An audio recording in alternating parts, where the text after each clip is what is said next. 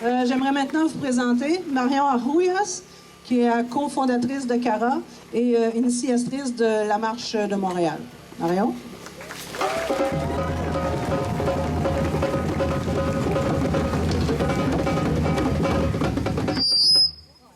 Sorry guys, that was violent.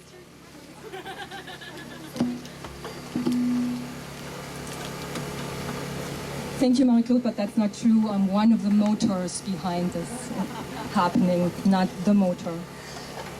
Thank you for being here. Can everyone hear me? The sound is nice.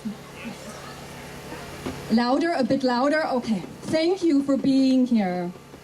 In this era of industrialized and globalized animal killing, you are making this a march of awakening and of triumph. Triumph over hopelessness, over paralysis and complacency. The rise of the movement to close down all slaughterhouses, is political all the way down. It is the urgent and reasoned response to our global situation. There is no ethical, cruelty-free, or safe way to produce animal products, not safe for human or other animals. And therefore, yes.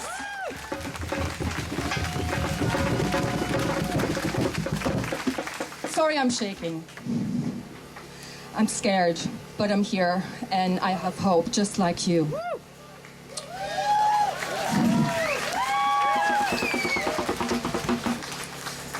There is a simple and fundamental law that animal use harms humans.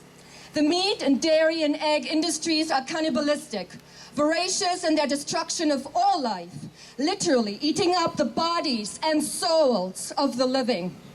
And this machinery of death draws ever more humans as well into this relentless vortex of destruction. In Canada, with less people than ever willing to participate in the killing, the Canadian Meat Council now admits to, and I quote, aggressively recruit, help me. We need to help one another, sometimes when we're weak. The Canadian Meat Council now admits to, and I quote, aggressively recruiting Aboriginals, youth, and refugees, which means serving in death factories. I refuse to call this work because it is servitude. These vulnerable human groups are virtually hauled from one war zone into the next. Let's consider the Syrian situation for just one moment. The civil war was made worse by climate change-induced severe droughts. Finally, experts are talking about this as well, which we know is driven in large part by animal agribusiness. And the refugees arriving here, asking for protection, and made it out alive, are just here to be sucked back into the cycle of killing and driving the climate change that contributed to the very destruction of their homes, just to serve in slaughterhouses. The Canadian Meat Council does even more harm. Not surprising. Industry and state partner up in their relentless and violent operations of breaking into ever new markets through undemocratic trade agreements, including the Trans-Pacific Trade Agreement, and the newest crime against democracy called the CETA, Canadian-European Trade Agreement. Their goal, of course, is to jam even more flesh of cows, fish, pigs, and yes, bears into European throats. But think for a minute. Europe already is killing so many animals they don't know anymore what to do with all those dead bodies. European demand is falling, so what to do? The cycle continues through economic globalization and cultural imperialism.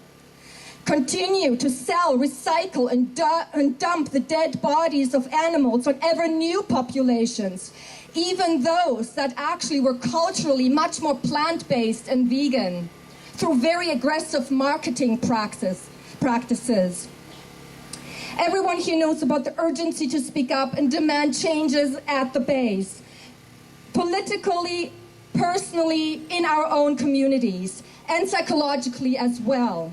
and ideologically, as Martin has explained. No more subventions or any form of support for these exploitative industries. Investment in local and vegan permaculture and in public dialogue about all these issues is needed. And certainly the solidarity with the global growing movement. And so it is also the era of globalized homelessness, an era of human and animal refugees. Slave laborers used in massive deforestation projects in the tropical forests, many of whom had been subsistence farmers for centuries, but then were forced off their lands by cattle ranchers to do what they call growing hamburgers. Rural displacement in Latin America and many other areas of the world are in large part caused by ranching. With the destruction of forests, millions of free-living animals as well are driven from their lands and killed, driving extinction and the suffering of individuals. Let's not forget, each individual animal is suffering in this driven extinction of mammals, insects, and birds. And yet the vast majority of animal victims, let's not forget, do not even have a chance to try and flee their fate. Most animal victims are still confined in death factories, barren cages surrounded by concrete and metal and darkness. Thank you. And in light of all this, and even more, of course we don't have much time to discuss all these issues, there's still individuals claiming that what you consume and how you consume, what you eat, what you buy, what you wear, how you choose to deal with other species is a personal choice. I don't even know what that means. All our actions have consequences. And I'm standing here just hoping that the effects and the consequences of your initiatives and our initiatives will be positive. Thank you.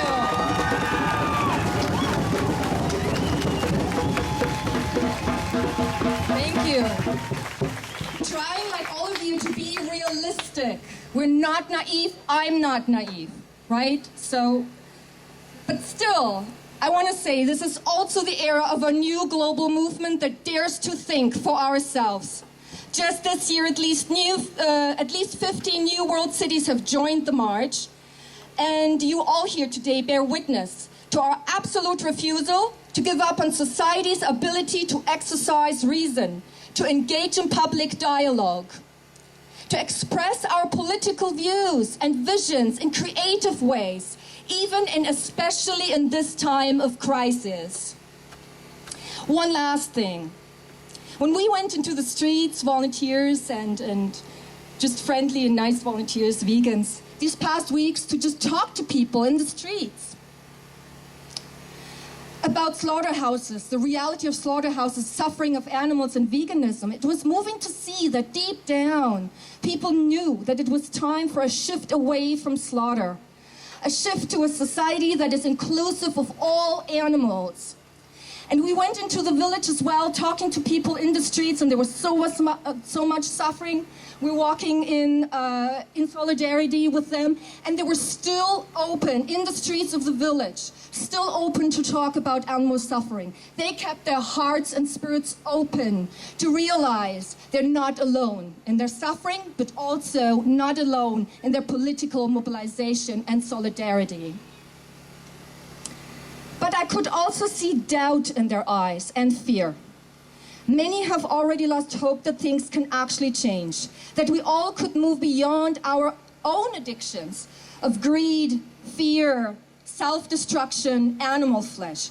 This march is a symbol of our determination to be the change and to continue learning exciting new ways to do politics, to practice veganism, and to develop and experiment and try better ways of relating to other species and other animals, and to work for structural change together.